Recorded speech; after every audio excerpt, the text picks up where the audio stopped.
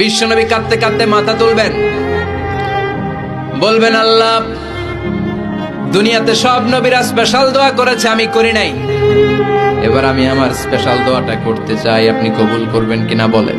আল্লাহ বলবেন, নবী কি আপনার দোয়া বলেন?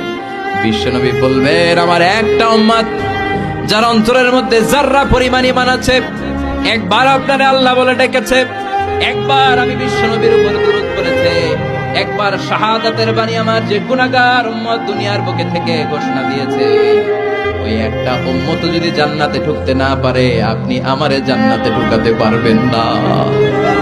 আল্লাহ বলবেন, সাল তুতা, সাল সাল তুতা, ওয়াশফা তুশাফা, শাফাত করেন নবী করেন, যার জন্য দোয়া করবেন আমি কবুল করে নেব। দুনিয়াতে বিশ্বনবী কম কষ্ট সহ্য করে নাই। 3 বছর শিয়াবে আবি তালেবে জেল খেটেছে। কয় বছর? দুর্ভিক্ষ